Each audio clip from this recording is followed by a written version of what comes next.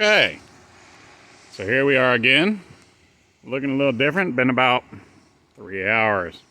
I didn't realize it was 3 hours. It's been about 3 hours, maybe 2.5, 2. I don't know. All right. So what's it dinging? I sat on something. Okay. Okay. Something on my chair. Now, as you may remember, these two pieces of metal were down here, along with this piece of metal here. And this piece of metal had to go because it was in the way of removing the other two pieces of metal. Alright, so I got that out the way, and I used a combination of the die grinder, the angle grinder with cutoff wheel, and a grinding stone, and my Sawzall in order to manage to get all this thing undone. Now, what happened was the center line of the trailer is actually right here.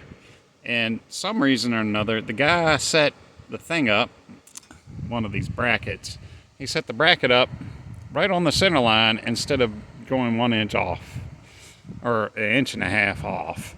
So it literally, when I was measuring the axle out, it was 53 inches from this corner to the axle over here, and from this corner here to the axle over there was like 58.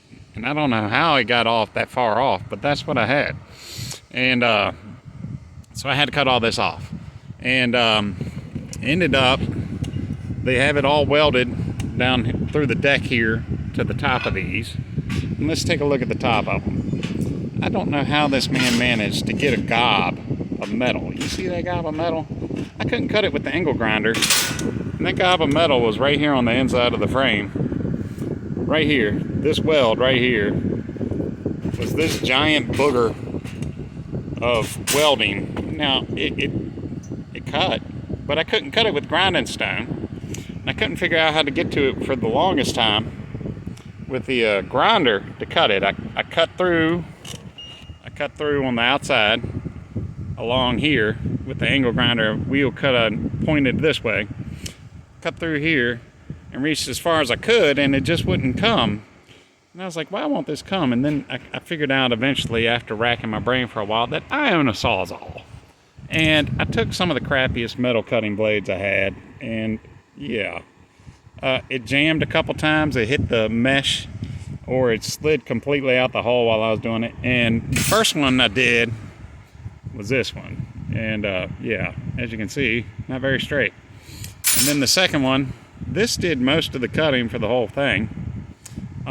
There's aluminum caught in the teeth down here, so I decided, since it's already damaged and I'm probably going to throw it away, let's go ahead and use it. And then, yeah, so, yeah. Anyone who's ever used a Sawzall with 6-inch blades knows what it's like. But yeah, there's no fixing that. And then there's one blade still in the saw that managed to make it through the ungodly booger of metal. The ungodly booger of metal right there. But you see all the little shiny spots here along the length of it? There and there and there and there and there. And up here on this one, here and there, all the way down. These were spot welded to the mesh down below, like it is across here. See, there's a spot weld.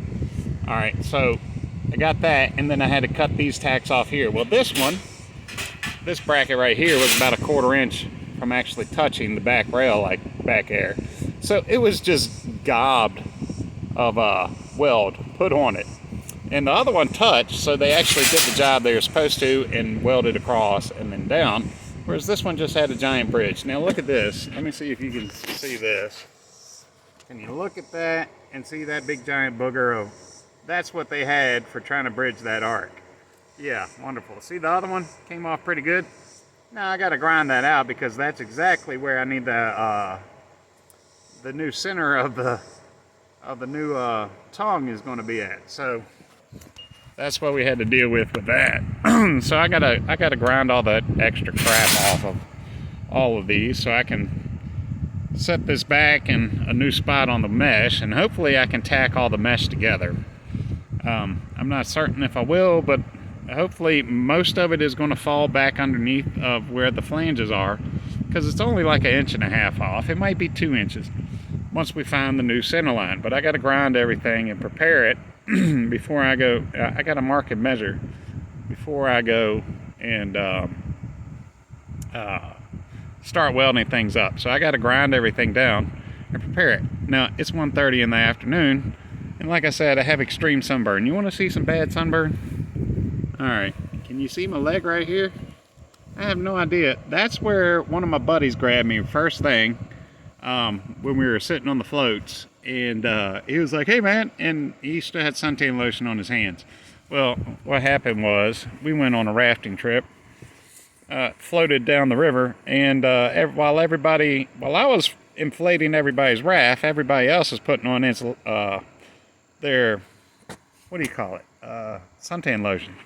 And lo and behold, when I was done inflating the last raft, dude was like, let's go.